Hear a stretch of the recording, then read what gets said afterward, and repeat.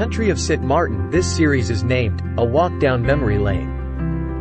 It is the intent to present past and present events, or experiences relating to actions, or activities that took place on the island of Sint Maarten back in the days.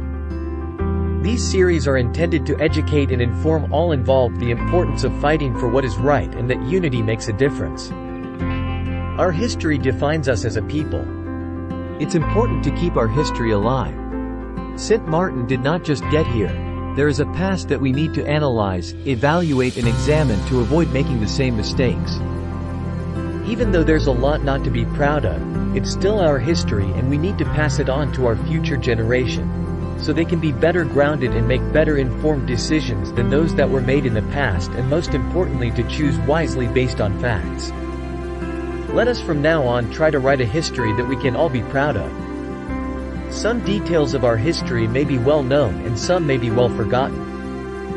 A walk down memory lane will reveal and remind us all of when, what, why and by whom actions and activities took place. It should serve as an eye-opener as to the reasons how did country Sint Maarten get here. It will reveal the realms of realities of our past and present political history rather than depending on outsiders telling us about his story. During this session of A Walk Down Memory Lane we will unmask 1. The good and the evil. 2.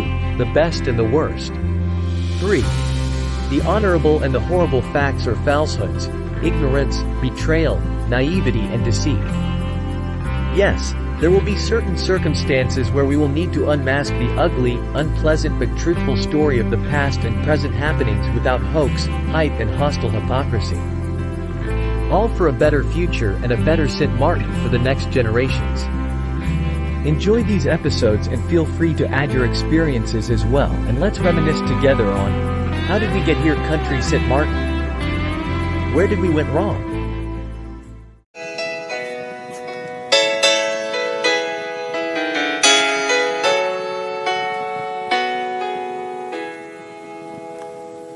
Where over the world, say where, you find an island there, so lovely small, with nations free, with people French and Dutch, though talking English much, as the Sint Maarten in the sea. Oh, sweet Sint Maarten's land, so bright by beach and strand, with sailors on the sea and harbors free, where the chains of mountains green variously in sunlight sheen. Oh, I love that paradise, nature's beauty fairly nice. Oh, I love that paradise, nature's beauty fairly nice. How pretty between all green, flamboyance beaming green, of flowers red, by sunlight set, thy cows and sheep and goats, in meadows or on roads, thy donkeys king, I can't forget. Oh, sweet Sint Maarten's land, so bright by beach and strand, with sailors on the sea and harbors free, where the chains of mountains green variously in sunlight sheen. Oh, I love that paradise, nature's beauty fairly nice. Oh, I love that paradise, nature's beauty fairly nice.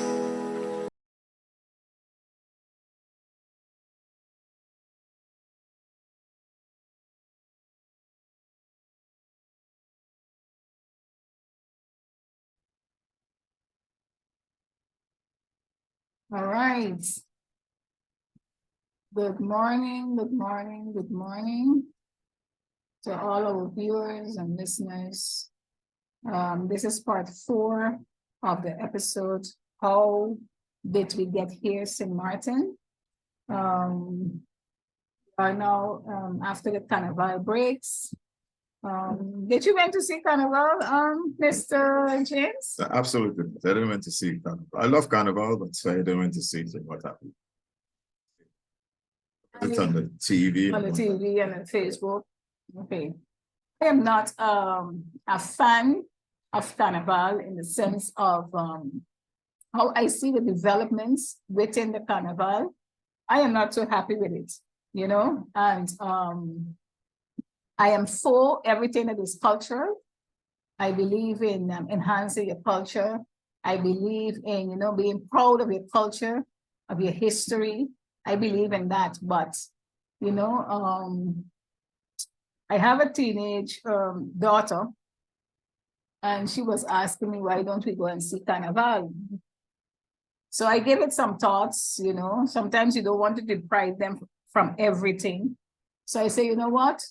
Let me go and watch Carnival with her. I took my little son as well with me.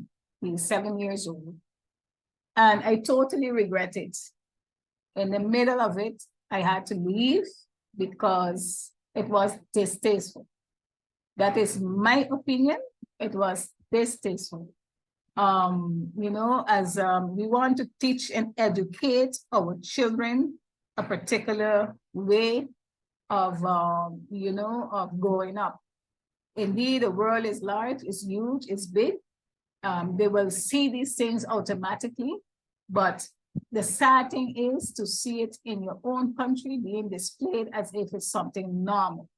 It's not part of the culture. I do not know what I have seen, what I saw in the Carnival is not what I want to see. It doesn't display the culture of Sint Maarten. It was more expose. It was more about who has more flesh out, who can cock up more, who can dance more vulgar. It has those in between that I could have seen on the face the displeasure. Some were feeling comfortable. You have of all kinds, but at this point in time, I think requirements have to be set. And like in everything in life, when you leave human being go loose, you know, things just get out of hand. I fully agree with you. I find that Carnival is a good opportunity to expose yourself, let the world see what the country stands for. We make misuse of this opportunity and what have you. Carnival is supposed to be something that you can sell to the people and let the world know what St. Maarten is all about. What happened here, that you had certain people who went completely overboard, disrespectful, showing what you call it, exhibiting their body in such a terrible manner. I find that they spoiled the whole intention of what Carnival is all about. I hope that government really step inside and start putting certain rules and guidelines of what Carnival is supposed to be. Yes, this is not good, especially not good for the eyesight of our children. They have to remember, I have children that come in to see the parade, and you have these ladies that are stooping down, dancing, very vulgar.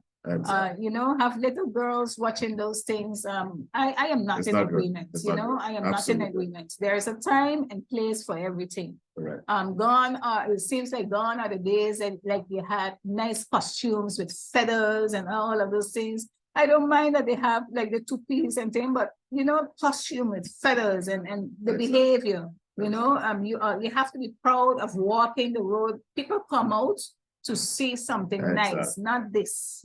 You know, I had to walk away because I didn't want my son to continue, nor my daughter continue watching this, because it's not what I am. I want to portray to them. Yes, it's part of the world, but they don't have to be seeing it like that, you know, raw like that. I am not in agreement with that. I think these are the things that they have to really, you know, come hard on. And yes, Carnival is a period that everybody have to enjoy, but you have to remember it have it have boundaries, and it have everybody coming to see. It's not a particular type of group. you know, so you have to cater to the public, and it is about the culture. Let us not forget, Carnival is about the culture. It's not a time for you to let loose, set free, and Exactly. you know, and just go wild. You had Absolutely. ladies that was under the influence. You could have see it in their eyes. You could have seen the way they were walking, the way they were talking, the way they was behaving. This is not what we want. Country Sint Maarten. Absolutely. This is not what we want. Nobody is perfect. But if you're going to display something to the public and you are on the public road, there are certain rules and regulations that has to be set, especially if our children are there and little ones are there to see. You know, you don't want to portray that. But coming back to our episodes, our series, how did we get here, Sint Maarten? This is part 4. Let me give a rundown of what all we already discussed for those that are coming in this section here, but they didn't get to see the first part. I think it's important that Country Sint Maarten, especially the generation that is coming after us, that they are informed of how did Country Sint Maarten get here, what all happened in the past, what are the mistakes that we don't want to make, what are the mistakes or traps that we want to avoid, how do we foresee certain things? Because I, on my own, in my own little corner, when I look back and I see certain things, I say, but hey, these things has been happening already. It's just different people, a different maybe twist to it, but it's the same pattern that is happening over and over. And we have to break the cycle. I believe in breaking the cycle for a better solution, for a better Sint Maarten, especially if we want to be contributors to a better Sint Maarten and future for the next generation. It is not good that we leave something, a pure shell behind for the generation that is coming.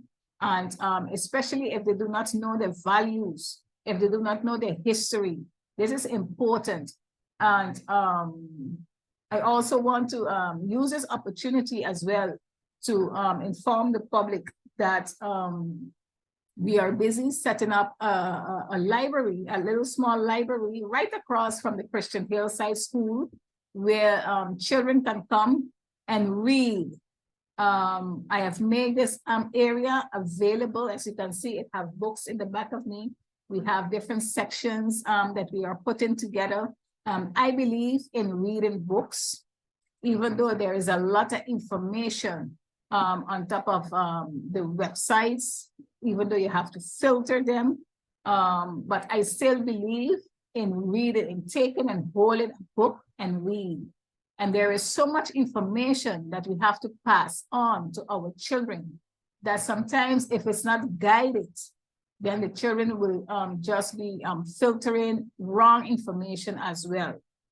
So I think a library will be a reminder to a district, to a community, that we have a role to play in the upbringing of our children. You know, so I believe I am a little bit old-fashioned when it comes to that. I believe in reading books. I am a book eater. I love books. I believe knowledge is power.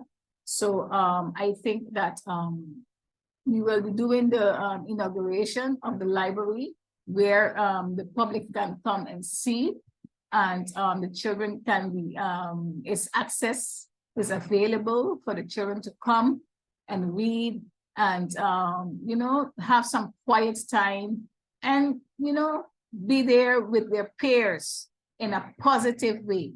Because, Mr. James, you know, when I look around, I feel sad sometimes for the generation that is coming after us, because there is little for them to be done.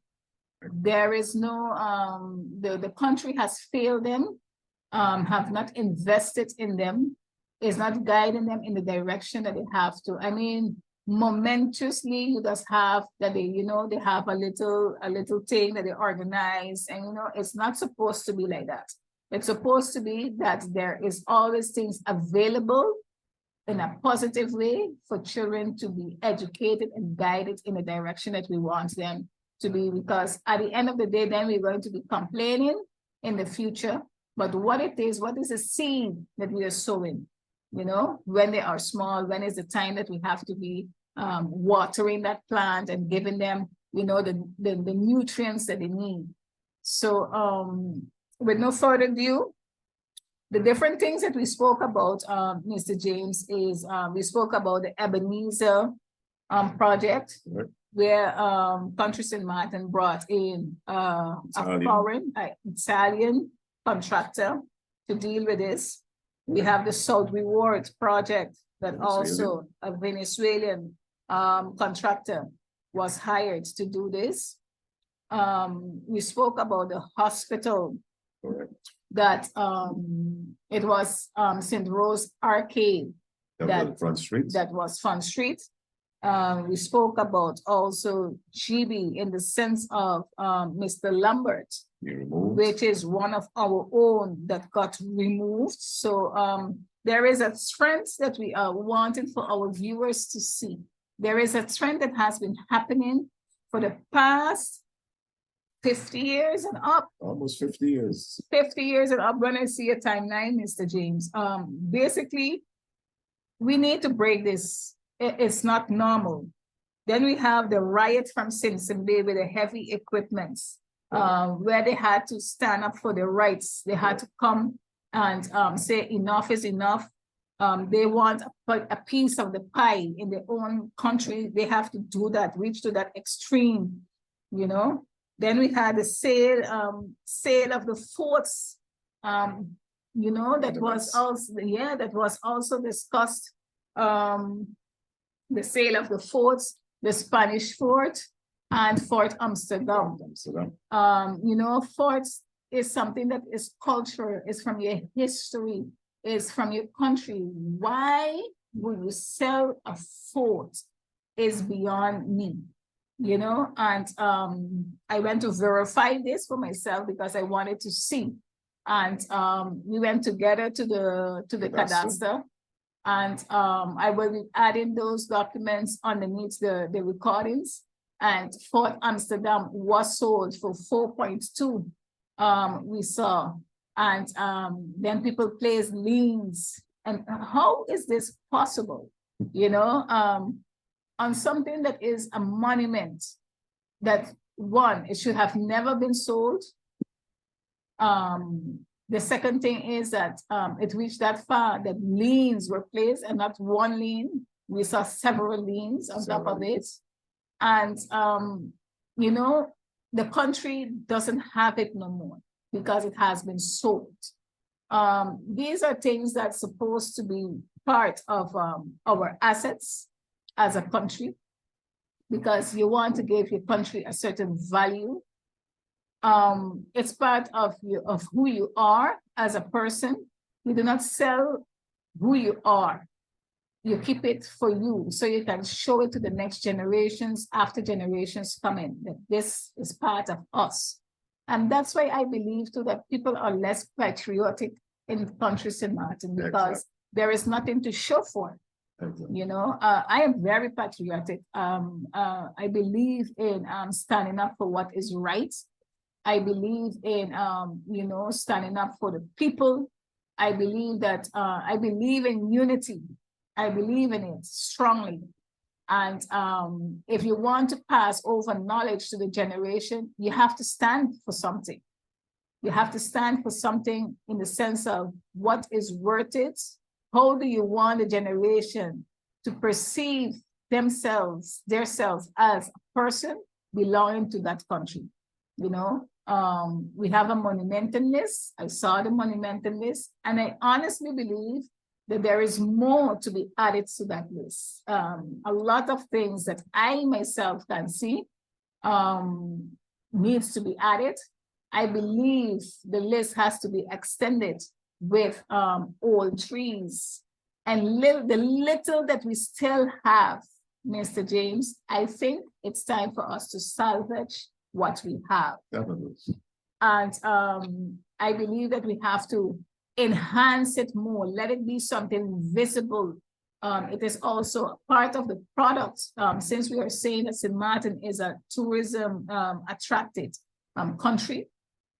I believe that these are things that the tourists want to see, you know, put a little plaque with it. Plaque with it, a golden nice plaque, put a surrounding around it nicely, you know, enhance it, enhance it, put a short, brief story, even though it's short, you know, old trees, our old trees, we still have to salvage our old trees. It's important to characterize the country of Sint Maarten, so people can see, yes, it might, for you, it might seem like it is just a tree, but it is part of our history, you know, it's who we are. It's not just buildings, it's part of a history. An old tree says a lot of a country, you know. So we had the sale of the forts, which I am deeply saddened by it. We're going to talk a little bit more about that in our next episodes. Destruction of the salt pond. The destruction of the salt pond, which is something that we have as a country. We have to revitalize that salt pond back, because again, it characterizes us as a person. That is one of our inheritance. I believe in revitalizing the salt ponds. We also went back in the back there by Coal Bay, where we saw the cemetery, the beach that basically is lost, is ruined. These are things that we have as a country that we have to bring them back, because a district needs to have recreation for its population, you know, for the community itself. The more you fix each district, making it, you know, more friendly to the children, to the elderlies, you bring life, you know, to a district, and better life quality as well. So you are basically, the little things that you can change that have long lasting and positive impact. So that is something else that we have as a country that we need to work on, and has been abandoned too long. Then we have the different reports. I start reading the reports, the Prier reports, the Backhouse report, the Suzuru report, the integrity report. It's a lot of information. And I would like to have that discussion, because I have a lot of questions, and I can understand and see a lot of things. I think the public needs to know these are reports that you have to read. It is very important to be informed on these reports. Do not leave it for somebody else to tell you, but you yourself read it so you can gather information, because all of us reading a report will gather different information. And that's very important. And that's how you can hold a discussion. You know, it's about holding a discussion and bringing solutions, and, you know, seeing where the problem was. What can we fix? What can we not fix? Where did we went wrong? These episodes is to highlight mistakes that were made, but at the same time, for us not to make the same mistakes, you know, for us to try to avoid those mistakes, especially if the pointers are there for us to see. We need to avoid making and falling in the same traps over and over and over again. And if we want our country to stand out, we basically have to give value to those that are contributing to the economy, and that's all of us. We spoke about the tax introduction by Pedro Maria from Curacao. And we spoke also about you was in charge of the inspection of building houses inspection, and what all you encountered there. I was so shocked with what you told me when, you know, that you got really, they was telling you who not to go to, who to go to. And those especially that they tell you not to go to is because they didn't have no building permit. Correct. And you went out and you did the opposite. Just the opposite. The opposite. And you went by who it is you went to? The first place me and the late Lexi Arnold, we went up Point Blanche. Point Blanche. Because I knew then that the acting Lieutenant Governor, Richard Luckett, that he was building without a permit. Wow. So I decided, let me start with him first. Not the list that Mr. Claude Watty administration gave me. I took my list. The first place is I went up by Point Blanche, where Richard Lookert, acting lieutenant governor, was building without permits. And I stopped them and I asked them, the workers, to leave the premises, and we called the police and what have you. And it became a big issue because the combined island council of St. Maarten, of Sabre Stations and Sabre Station St. Maarten, they come together when they have to deal with budgets. And they had to talk about this issue with the governor, so we had to take the whole combined island council to deal with this issue of the acting governor violating the law and to force him to step down. So he's supposed to set an example. Exactly. Then I came down to downtown, out of town street, where by S&S supermarket, that supermarket that belongs to Mr. Chester Watty, there they were building illegal. I stopped them building there. Yeah. Then I went down to Sint Maarten by PYC, Private Yachts Club. They were building illegal. I stopped them from building. Then I went to Island Water World, where another Watty was building, and I stopped them from building.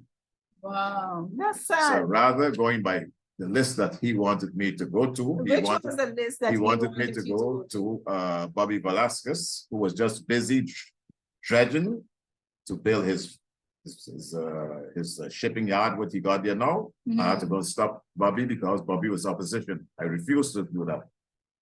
Then they tell me to come down back street by Bernard Gums, because he was building he had started already building and he wanted to extend to go 4-story, and they didn't want him to go. And I tell him, yes, you can go.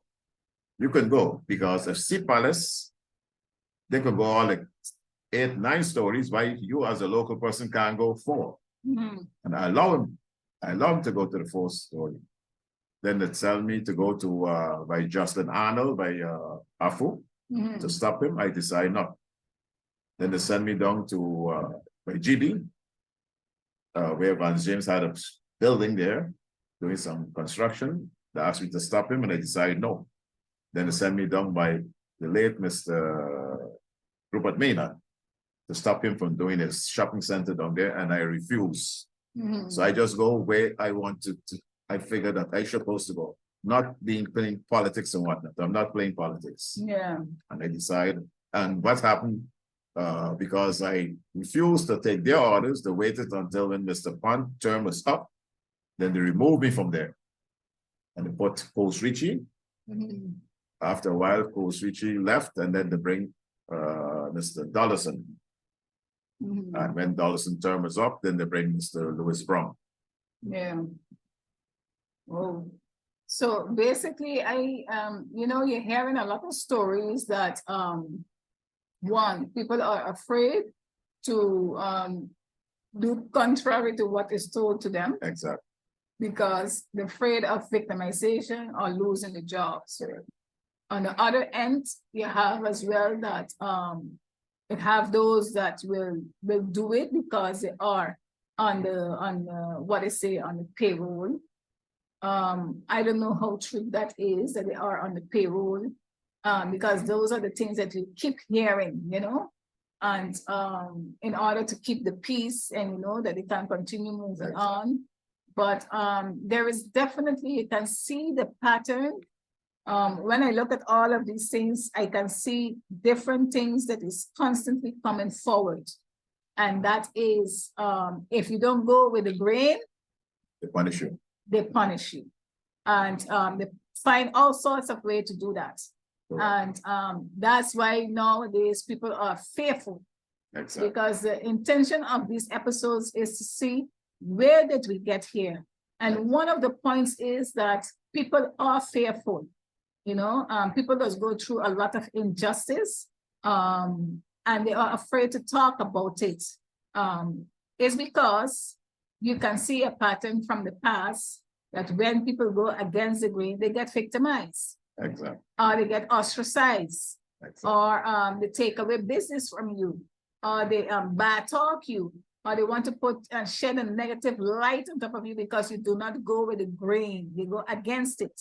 you know, and there is so much that can be said, Mr. James, when it comes to country St. Maarten, you know, always be in the forefront of doing negative things. Another living example. In the past, we had actually two theaters. You had Barbara Flanders, and you had one in Bonfil that belongs to forget to his name. There were two theaters. Mr. Franz Richardson decided to bring a third theater, St. Maarten. From the time Mr. Franz Richardson got the permit, he had trouble to get a permit. He brought a third theater in Colby. Right away, the DP administration, they brought in the Puerto Rican with a mega theater to offset Mr. Franz Richardson, that he had to change now his business instead of having a cinema, he decided to then rent out his building to a casino. It shows that constantly, the DP administration was just constantly telling you that you're not allowed to venture into certain, what you call, business areas. Yes. They determine how far you must go. And that pattern, you're still seeing it today. And that's why it is good to have this walk down memory lane, because what is happening today ain't just happening now. It's happened way in the past. So you want to go in the past, walk through the past, to see where we are now, and then you'll see it is not something that happened haphazardly. It is purposely done to ostracize our people and keep us in a certain level in our society, when we could have gone much further in this big development in St. Maarten.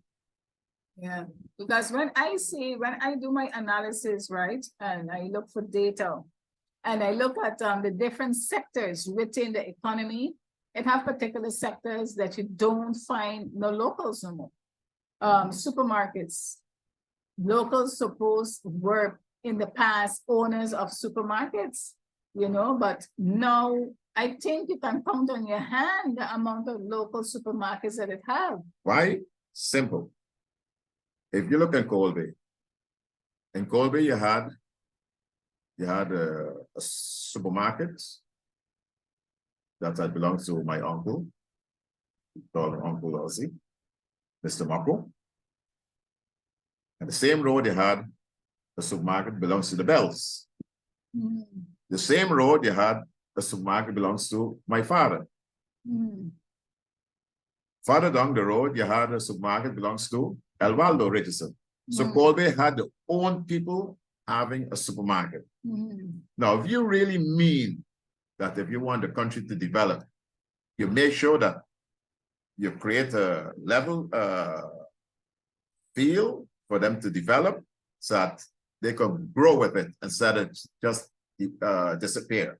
Yeah. They put a program in place that where they just had to cave in, because what they did, they start bringing inside what you call it, all the big mega supermarkets to compete now with the local supermarket.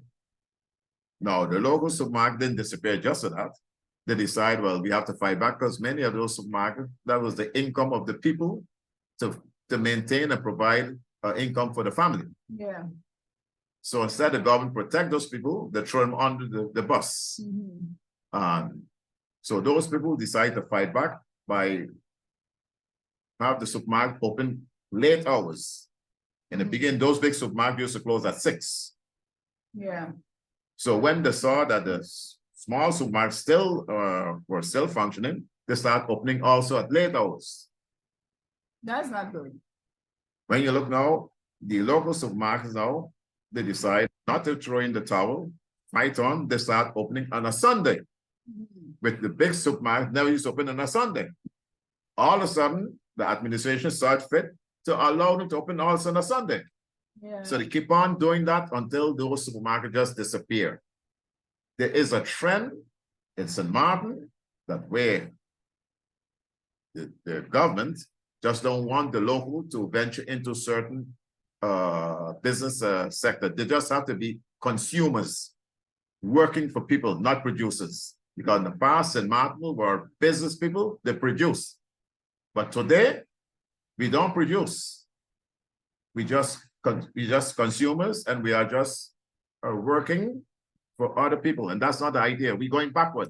And it's time that we're supposed to wake up and see what history is telling us, that there is a trend purposely to keep us in check, not for us to develop. Yeah, I am in agreement with that, and I believe that that's where we, from the older generation, has to we have a big role to play in how we're going to guide the next generation in order for them to at least switch that around, because that switch has to take place. Because now, like for instance, you see, all Chinese, they collaborate with each other. On one stretch, you have 5 supermarkets. And I don't have anything against no ethnicity.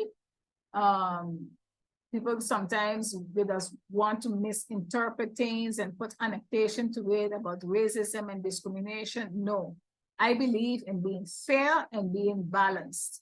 You know, if you see that a certain trends, that's why I just always say, before you do anything, you need to look at things in different angle, in different direction, and balance things out, consequences and things like that before executing, because things just go out of control very fast, and then you can't pull the brakes no more. That's why I believe in measuring twice and cutting once. So you have nowadays, you have a lot of supermarkets on one stretch, all of them selling different prices, the same product, different prices, maybe 10 cents difference, 25, 50 cents, $1 difference, or even more on the same stretch, but all of them getting sale. Are they contributing with the taxes the way they're supposed to? Are these people really contributing into the coffers the way they're supposed to? Because the stories that I'm hearing, Mr. James, and people have come walk up to me and let me hear, you know, recordings. And have people that just walk and go like on a monthly basis, just stand up there by the cashier to take the cash money, take the envelopes. You know, these are things that are really happening, you know, and I believe in being honest and transparent. Yes, everybody has to feed the family, but it cannot be that because of your position, you are misusing it, and you are only being selfish because you have a money that you have to come and collect, and you're not executing what you're supposed to be doing, which is the control.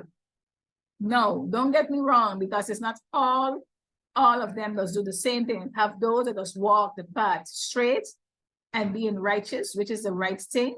But at the end of the day, the rotten apples have to be dealt with, you know, because you're making everybody else suffer.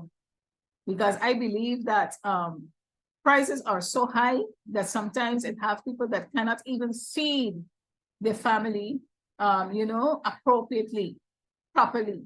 They eat canned food, nothing wrong with canned food, you know, but it have some products too that are coming in. I am doubting if these products are, you know, good for the consumption of our people. It have so much things that has to happen besides the price control, besides putting straight, you know, rotating these inspectors. We have a lot to do. And when we are talking and fixing and repairing a country, these are the type of things that we have to look into. You know, it's not only about talking, it's about executing. We are seeing a trend that is happening, and we have to delve into it and bring solutions. The solution is rotating these inspectors. The inspectors have to be rotated because they have the daily pay, the monthly pay. They just walk in and collect the monies. Others are righteous, and they get just like you, Mr. James, they get victimized. Those that execute their job properly, they get victimized. They get ostracized, put aside, and you know, a lot of pressure is being exercised. It can be that somebody is doing the right thing and they have to go through a pressure as well. It can be, you know, and these are the things that we need to fix, and there are ways of fixing it, and it has to be done, you know. So important discussions that were held I would like to hear your take on the educational system of country St. Maarten, because I have my own views on top of it. And I would like to hear from you how education developed. What are the developments, the changes that you have experienced in the educational system on country St. Maarten? Well, I didn't went to school in St. Maarten, but that doesn't mean to say I was not properly informed what was taking place in St. Maarten. What I got of my father, that in the past, that St. Maarten had the highest level of education was, I think, till the 6th class, and it was in English. So when my father and many other St. Martins went to Aruba and Curacao because of the oil industry, they only attended till the 6th class in English. So when they went to Aruba and Curacao, they had to compete now with their country, with their fellow countrymen, Antillean, who were educated in Dutch. So for them to compete with them, they had to go and get extra lesson, because I know from Lago used to give these people, like my father, they had to go to school in the night, get extra lessons as algebra, physics, maths, and also they got also Dutch. The Donge was Dutch system. So my father realized that it was a kind of hurdle for them to connect with the educational system down in Aruba and Curacao from English to Dutch. So when he came back here on vacation, he and Mr. Bell asked the DP administration then, why don't you change the educational system from English, put it Dutch? And they went along, and that's the way the Dutch came. Okay. I believe that a child that is versed in languages opens doors. Doors that's open for this child. I speak 5 languages, and it has opened doors for me. You need to know how to use it and how to cater it, you know. I believe in more languages a child knows and possess, the better it is for the child. Since we are still, as much as people want to get away from the Dutch kingdom, and rightfully so, in due time, when we are prepared and standing strong, that we can take care of our own in all sense of the word, why not? But at the end of the day, my thing is, that's a point for another discussion point in a later term. I respect everybody's points of view. My point of view is that if we are saying that the country is multicultural, right? It's open for everybody. There are certain rules and regulations that have to be set on all fronts when it comes to immigration, when it comes to education, when it comes to public usage of the roads, and when you are dealing with morals and values, there are certain guidelines that we have to maintain because of the fact that we are multicultural and everybody have the belief system, everybody have the way of thinking. There are rules that you have to set in order to keep order. And if you cannot keep order, things get out of place. And that's the place where we are right now in country St. Maarten. Things have gotten out of place because there is no rules, no guidelines. Everybody just do whatever they feel please, coming in, making their own rules, setting precedents, and it's wrong. It is wrong. It's going to be very hard to turn things around, but it's not impossible. But people have to realize that those difficult times have to come, because you will find resistance, because people are already accustomed to certain things, and it will have those that are doing wrong that will want the wrong to continue, you know. So you will find from that group resistance. That's in everything. But it's not impossible as a country, as a people, for us to officially set the standards back, how we want the country to run, what type of environment we want to bring our children in. You know, it's as a people, it's as a unison. We have to break the cycle. It's not going to happen overnight. You understand? It's a process. Because as we can see, we're talking now from a timeline from 1954 up to 2023. It's a lot of things has gone wrong and people has not reacted. People has not turned the things in the right direction. It's not going to happen overnight, people. It's not going to happen.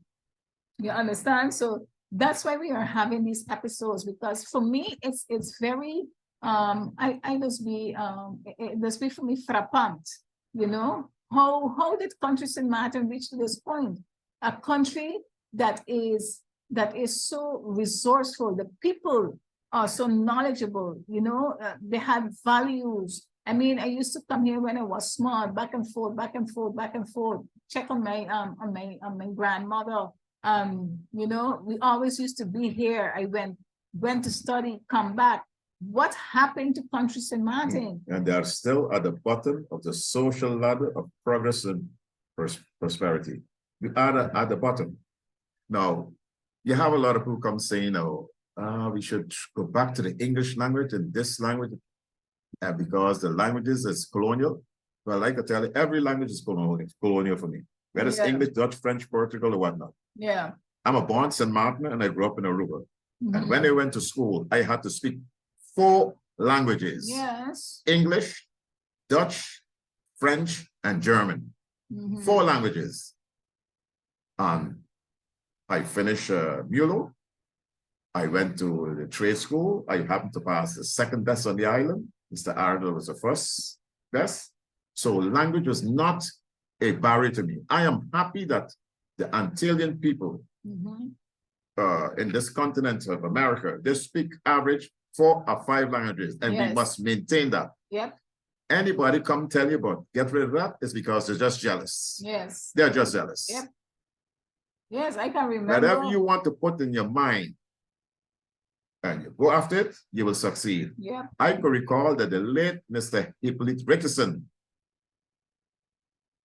he grew up in Aruba and St. Maarten, went to Aruba with all the being not up to date with the level of education, that he set a record coming from St. Maarten, go to Aruba, and he passed with a 10 average.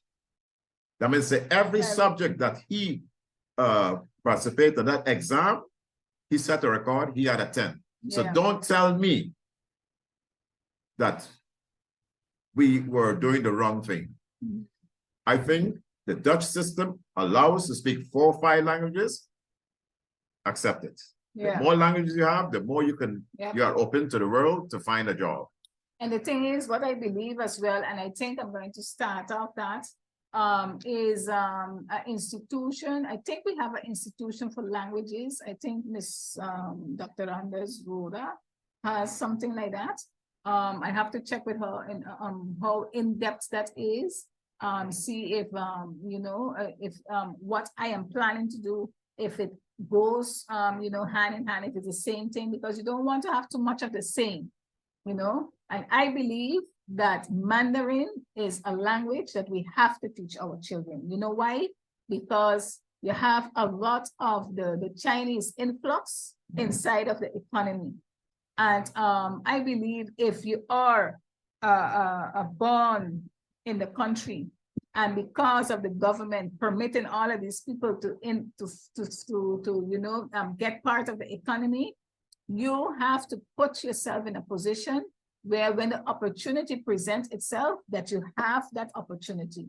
So I believe that Mandarin is one of the courses that have to be given to our small children. I think it starts from small.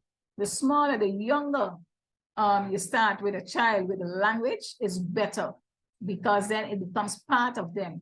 I believe Mandarin is a language because of the percentage, the ratio of Chinese influx doing business on the country, and especially taking into account that you have a lot of them coming with let's say the requirement that if somebody working with them packing shelves and things like that, they would prefer for the person to speak Mandarin, and which again is another point of discussion, because you're doing business on the country of St. Maarten.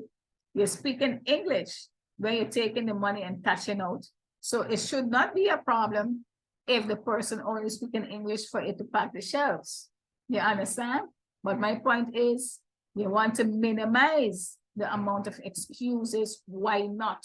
You know, because I believe that you could have people packing shelves and doing the different stuff, you know, and if they understand the language, it's better.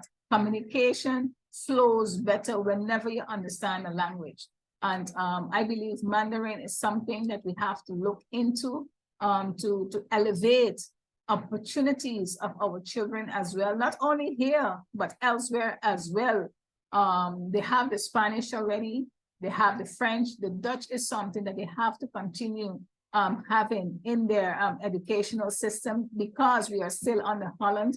You want them to be able to defend themselves in the Dutch as much as the laws can be rewritten in English or things like that, but to hold a conversation on a respectful manner, and for you to be also respected sometimes, it's good for you to know the language and speak the language, so you can, you know, communicate at their level, so that you know what it is that they are talking about, that we are equals, you know. It makes a difference. It makes a difference when you speak the language and you communicate in that language, you know. I believe that Dutch is something that has to remain as long as we are part of the Dutch kingdom. And I want my entire population to have a high level of the Dutch understanding. They need to have it, you know, because a lot of the documents that are being sent, assessments, tax assessments, and all of those things are in Dutch, you know. And sometimes people get so afraid because they do not understand the language, and they get intimidated as well because they do not understand the language. And that's where the system take advantage of our people. And I believe one of the solution is, do not be afraid because of your age to learn a language. It's never late to learn. Do not be fearful. Do not feel disgrace, shame. No, learning is something that we will all be doing along our triad on earth. That's part of it. Age doesn't have anything to do with it, but I want my people to have a good understanding level when it comes to Dutch, when it comes to Spanish.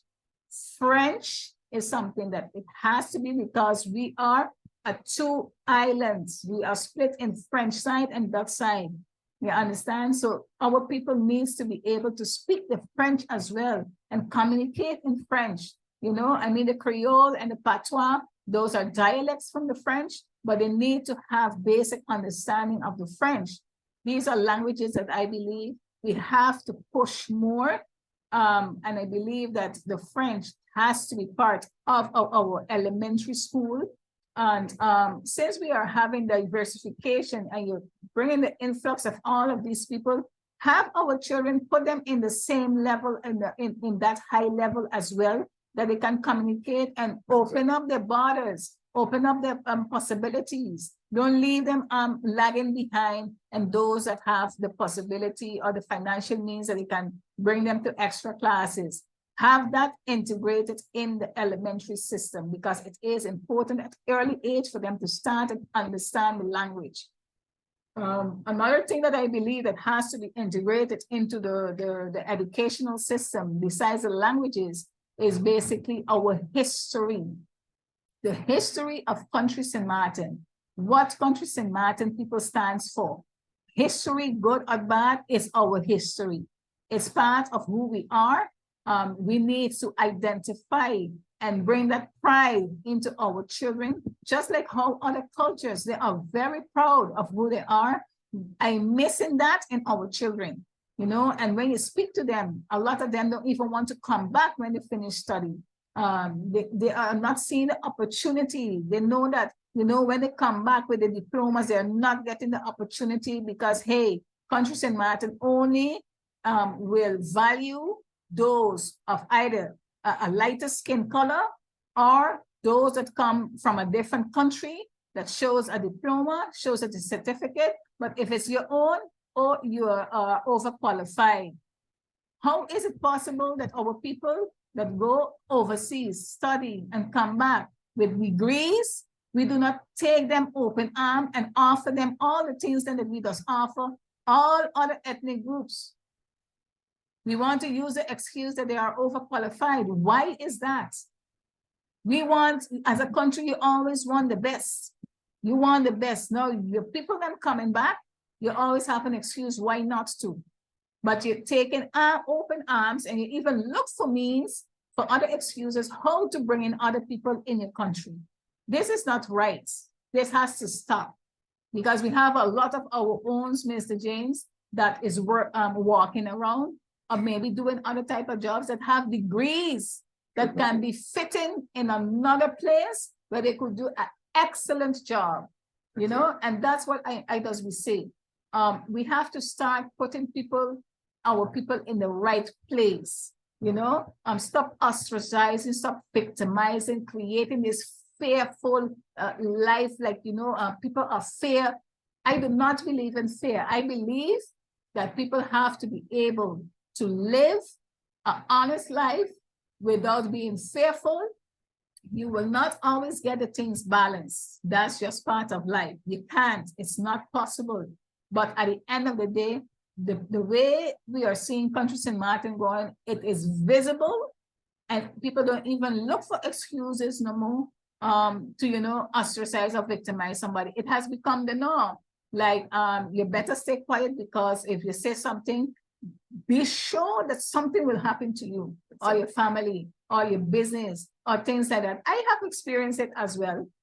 People think that they see you walking around and that you are you're striving and things like that. But I have been also ostracized and victimized. I'm a business owner.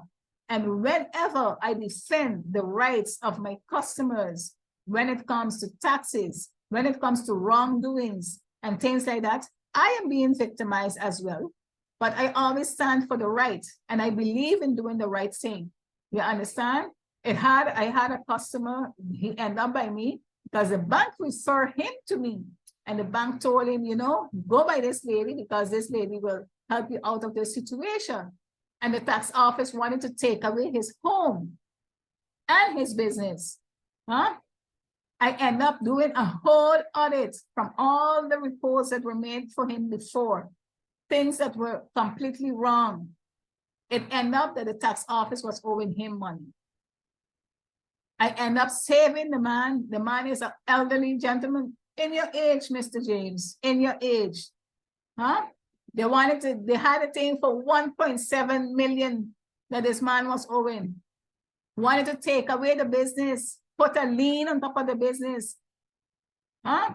I end up having to do all of that. And there's a person from right here.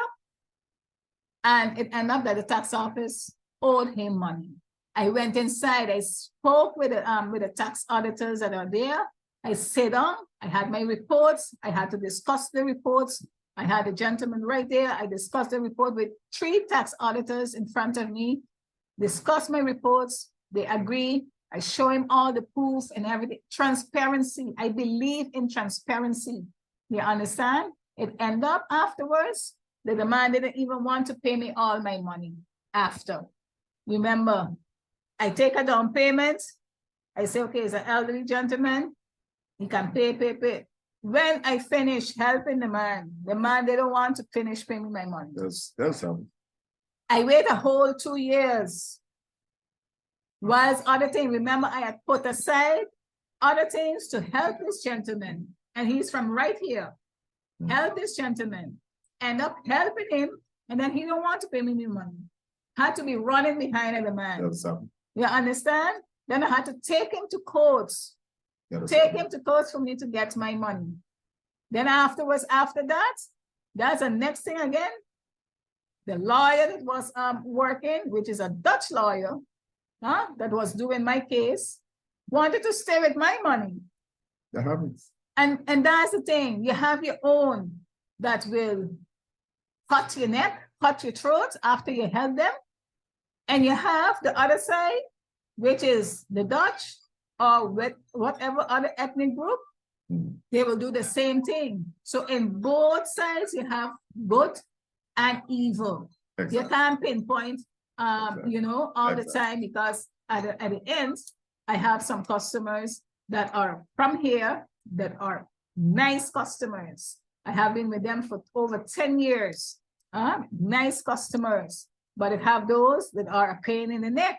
It have those that they want the world and then they want to pay you anything because, hey, she's a Black lady, she's from here, I can do whatever I feel please. And it doesn't work so, people. We have to start doing the right thing.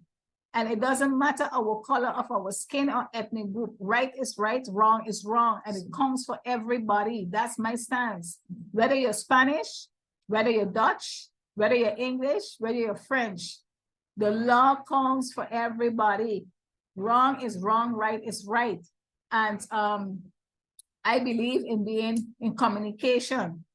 Be honest and transparent up front, you know? Stop using these type of dubious ways of victimization, putting pressure. You see it in everywhere. And you know, running a business nowadays in country Sint Maarten is very difficult. It's not an easy task. I have been running my business for over 23 years and it's not easy. Especially being a woman is not easy, you know? And when you stand up for the right thing, people have the tendency sometimes they just send other people because they does never come up front. They never up front. They come sending people from different angles, different walks in life, you know? And you have to be a person that know your rights, that you're not fearful, because you have to confront certain things sometimes in a passive way. Sometimes you have to confront it in an aggressive way. And aggressive, I don't mean physical, but aggressive, I mean you have to be on top of things, because in Sint Maarten, people can be very, very spiteful.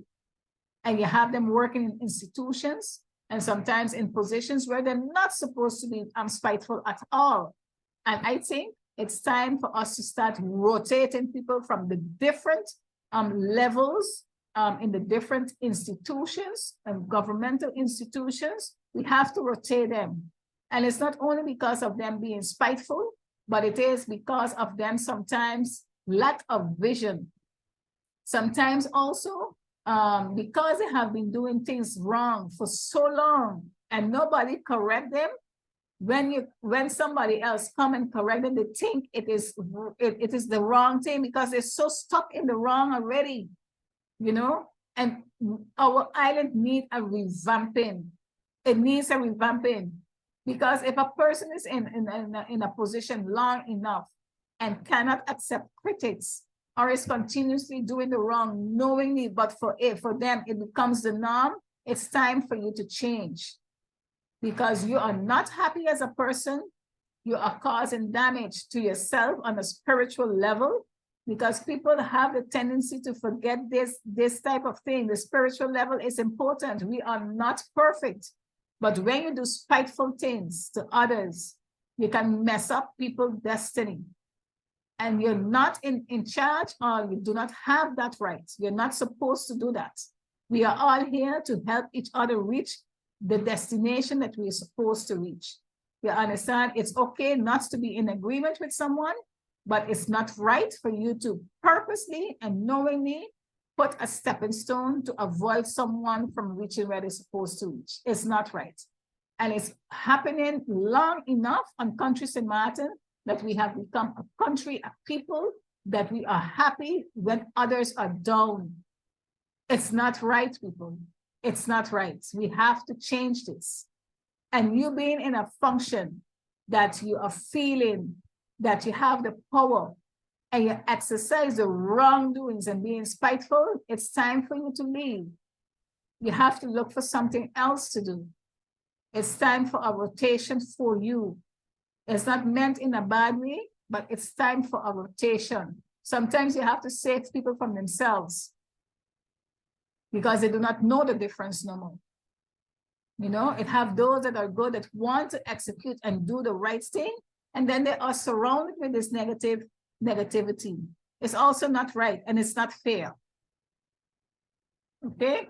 To add to that, I would like to back up a little bit in the past of where St. Maarten had the opportunity, for instance, to have a trade school. Yes, that's the next thing. That's back in the early 80s it was. That St. Maarten had the opportunity to have a full-fledged trade school. Mhm.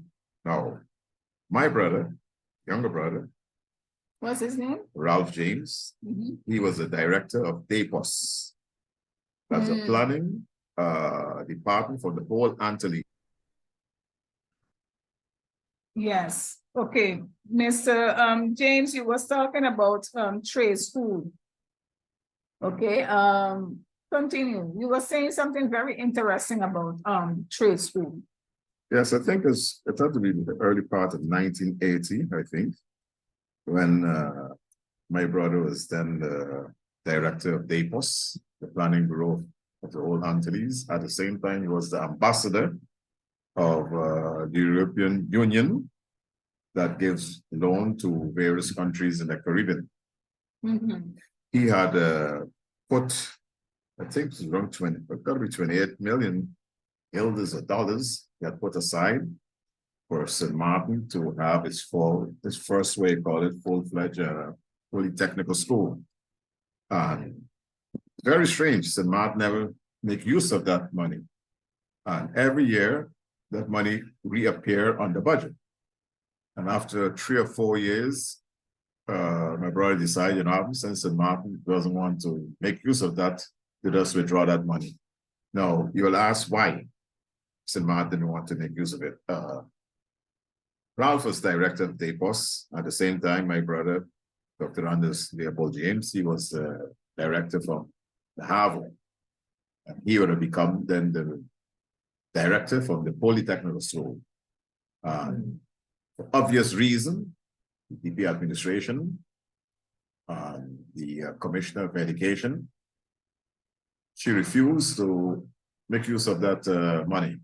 When you say she, who you referring to? I think it's got to be Sarah Westcott William. She refused to make use of that money simply because of political differences and views with Leopold and her. She decided not to tap into that fund and let St. Maarten have its first polytechnical school, and that polytechnical school that come down in Cahill. But it's very unfortunate that people to use such way, call it petty differences of not tapping into the fund and let St. Maarten bypass that opportunity to have a polytechnical school is something shameful. But were the reasons discussed why the school couldn't come, or well, what was said outside it is political reason. political James reason? again, because you know we were singled out just as many other families. I mentioned that before. The James family, the Priest family, the Scott family, they are original way you call it family that always used to oppose the DP administration because they didn't agree the way how they were developing St. Maarten.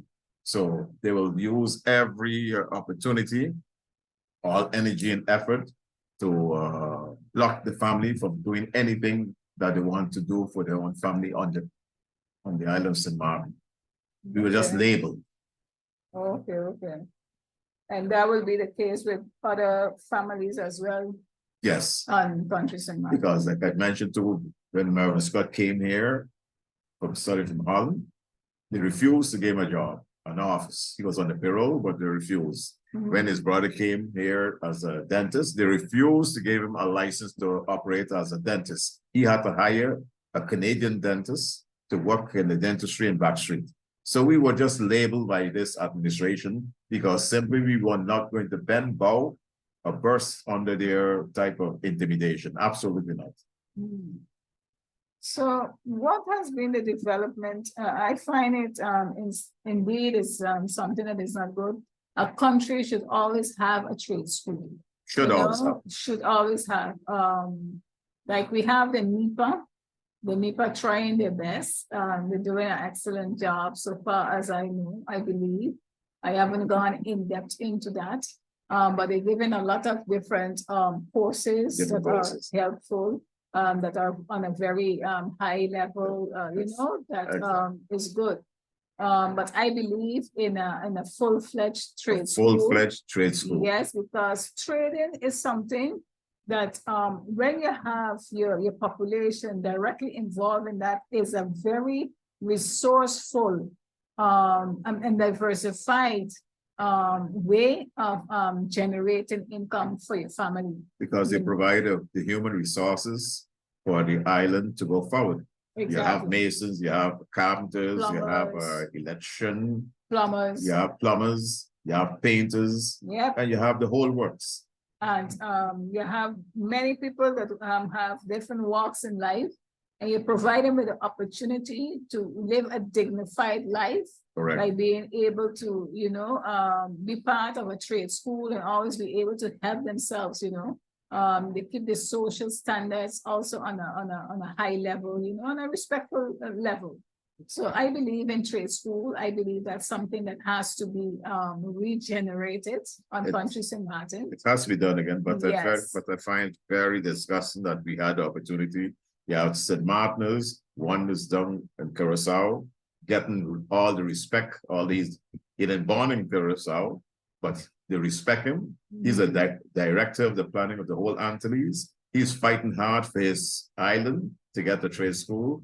His other brother is directors Harvard. And then you look for this type of petty issues by using political reasons of not to tap into that opportunity and give Sint Maarten the opportunity to have a trade school. Yeah, that's it's terrible. That's sad. If that's the reason why the school was not activated, then definitely it should not be. You understand? It should not be. There should be a written justification why not things didn't happen, I always believe in factual things and seeing things in writing, because again, you will hear a lot of things, but people have to put an explanation in writing. Correct. So I would like to see or know what has been the explanation why that trade school, especially if that money was there, why it never happened. But in the meantime, that trade school didn't happen. And then you have other schools that came about, because how many schools it had back then on country Sint Maarten? I know you had a school. You had Milton Peters College, you had the other school opposite Milton Peters College, you had Orion So School. all those other schools existed, because I know St. Joseph is one of the oldest schools. Orion School is one of the oldest. And then you have Leopold, Charles Leopold Bell, which closed down now. Exactly. It's gone in the back there by Cahill, which is Leonard Connor's school. Exactly. And we have what I find sad is why a lot of the schools, all of them are up in St. Peter's. You have a lot of the schools are, down St. Peter's side. Because what happened, Tongue had a lot of schools, and that want to lessen the traffic. But I think that will maybe, to me, not the real reason. I think they just wanted to move the schools up at Tongue and just to let other businesses relocate at the same area. That's what happened. Yeah. So by moving all the school up at Tongue, they brought them up in St. Peter's and overpopulate this area with the students and whatnot. Yeah. And to have all the students in one location is not responsible. No, that's true. That is another point of discussion, because sometimes it's good to have things distributed amongst the island, Exactly. Amongst the island. That's where planning comes in place. I just always say planning is important. Planning does take a lot of time for you to plan, but you need to take that time to plan in order for when you're executing, you avoid, catastrophes or negative consequences. Exactly. So, like they say, you have to plan so you don't fail. Otherwise, if you fail to plan, you are planning to fail. Exactly. That's what it does say. And that's why you see, you have the fact that you have all the school up here, you have all the type of school, the students fighting each other and all kind of thing. if they had a thing evenly, what you call spread out over the various districts, you wouldn't have these type of calamities, school fights and whatnot and what have you, and all the traffic and what have you. Yeah, the traffic especially, because the fighting, I believe, it has lots to do with the upbringing. Exactly. It has a lot to do with the children and being exposed to too much of things and not being guided in the right direction, how to filter wrong from good from bad. I believe also that children are too free to do things on their own, leaving decisions up to children for children to make decisions. And children will always make decisions based on what they feel more comfortable with. Like for instance, I have to make a schedule. I have a schedule for my children at home, because if you leave it up to them, they will be the whole day maybe on a device or just watching TV. No, hello, life is not about that. You need a schedule, a balanced schedule where you have to do your home chores. You have your time for you to read a book. You have the time for you to play on a device. You have a time that all of us sit down together and discuss a topic of importance. You have to put that schedule and that structure in place. But you have it nowadays that children make their own decisions. You see them walking on the road up in town, in gatherings, and the same thing. Because you leave the children making decisions, they think that they are adults. And then they start behaving as adults and start doing as adults. And you have children now that can differentiate that they are a child, and the way they speak to adults is just like they are your equal. And you have to remind them that, hello, the respect has to be there. Lower your tone of voice. Watch your word selection when you're talking, when you're speaking. You have to show some sort of respect. And we have a lot of things that we have to learn and teach the children nowadays. And that TikTok, they are being banned in different countries because it has been proven that TikTok, the sense of creativity and the use of the brain is being lessened by the usage of TikTok. Because it's something that, the children just keep scrolling, and sometimes it just be stupid things that they pass on TikTok, nothing that is contributing to the knowledge of the child. It's just craziness that happen on TikTok. And the child just keeps scrolling. It's like they are in a zombie mode, just sitting there and not using their brain, and we already as a human being are not using majority of our brain. And if we continue having our children just watching the device and just scrolling and not really filtering what it is they're watching, how they are educating themselves or spending time on the device, we are going to get children that are very limited in knowledge.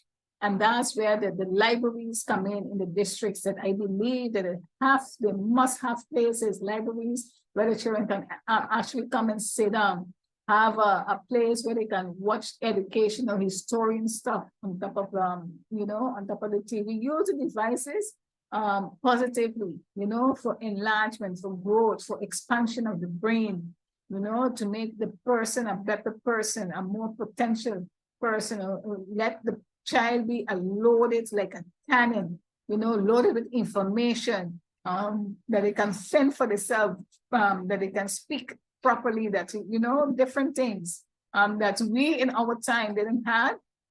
But nowadays with the technology that have gone forward, it's like the wisdom is getting to be less, and it's supposed to be the opposite way around, because it has so much information out there. It has some that are not true.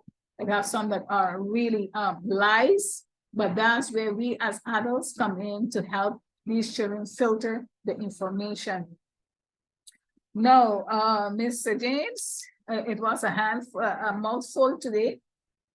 We covered a lot of terrain again, and we keep on seeing the same trends: the victimization, the not giving of opportunities to our own. You have those that are in different positions that are misusing their positions. You have those that are being suppressed and sometimes they do not have the support of the higher ups in order for them to climb up the ladder. So they are being kept down, especially when they are against the grain. And it is a trend. It's a pattern. We keep on seeing that it is a pattern, and it has to be broken. Has to change. Has to It has to change. be broken. If you want to build a nation and you want the country to move forward, I think you gotta start respecting each other. Even if we have different views and vision Yes. and direction, we have to work to make the country viable and acceptable to all the different layers in our community. Yes. And don't subject us to any kind of victimization or what have you. It has to stop. Yeah. This is the biggest problem that we had in the past. This is a problem that we have in the present, and it's time that we have to stop it. And what we're going to do with this program is expose those who are doing it, who Yeah. are condoning it, because Yeah. we're going to change it. And the thing is, what is important as well, that I think is a point that we have to curtail, or we have to deal and mention, is the media. The media worldwide have a very important role to play in the sense of we know who the media belongs to worldwide. Worldwide, the media belongs to those that want to carry out a particular agenda, and therefore they filter what information will be going out or how it will be presented to the public. And sometimes it's far from the truth. Sometimes it's about sensationalization. Sometimes it's about giving half stories. Sometimes it's how it's being presented, they have their own way of doing things in order to push a certain agenda. And we can notice now that worldwide there is connection with country Sint Maarten when it comes to what it is we want to have out there, how we want to manipulate the people, what information we are giving to people, and certain information, you have to really search for it on the website in order for you to get it. And it's the same thing that is happening in country Sint Maarten as well. We have one daily, one newspaper, and sometimes, many of times, the information that is provided, you have to take it very lightly and pose yourself a lot of questions if the information provided is objectively, if it's neutral, and if it's truthful, and that's sad when you have to pose those type of questions, knowing that news is supposed to be objective and informative, providing the information of how things happen. You have other media platforms as well that are not trustworthy. I reserve my opinion on that. But at the end of the day, the media has a lot to do, and the media is also involved in being very politically entangled. And I have realized that as well, that if you are not someone that they like, they have the tendency to blow up anything that is pertaining to your person. They have also the tendency to give wrong informations and they do not worry with the consequences for them, even though you take them to court after and that they have to rectify for them. Still, their side of the story is out there. They feel contented about it. And these are the things that we as a people, we need to start boycotting if it's necessary, because today is for you, tomorrow can be for me. We should not be standing by and staying quiet and laugh when somebody is going through something, especially a negative or an ordeal, because those things sometimes have consequences for their family. It have consequences for the people itself. Some people are not strong-minded, and they fall in a depressive mode. Those are not visible for the public, but things do happen. Not everybody is as strong. It have people that take it very to heart. It have things that have consequences on the family, children that go into school. We as a population, we have to sustain each other. People do make mistakes. And sometimes they just say where there is smoke, there is fire. I just say sometimes smoke does we create it, and smoke does be something that is sometimes only visible to the one that has created it. and they want to make it something real. So I do not believe in where there's smoke, there is fire, because nowadays people just invent stories and for it to live its own life. So let us be as a people, let us start balancing things out, think things thoroughly, and use facts, information, do research, before making any type of decisions nowadays, because everything, we are at the position that everything, it weighs a lot. Every decision that you take weighs a lot. So just take your time, do not be rushed by nobody, take your time, do the right thing, do your research, and it is okay to have a different opinion than everybody else. It is okay. We are not supposed to be everybody in agreement. That's what makes us different. And that's okay, because sometimes you can change someone else's perspective by providing your vision or your opinion on things. So it's okay with that. I feel very contented with the episodes today. Mr. James, we provided a lot of information to our people. We're going to have Mr. Baran, Mr. Dwight Baran, which also is going to be providing us with more information. And we have some other people that behind the scenes that is going to be giving us more information, which we will talk about, but we will not be mentioning their names. But of course, again, some people are afraid of victimization. Some people know that there are heavy truths out there that has not been told or that are still hidden. And they feel that at this point in time, St. Maarten is still a place that you have to be very careful on when showing your face behind a message. I believe it should not be like that. Everyone have the right to their opinion, and experiences that everybody pass through is their experience. It's a fact.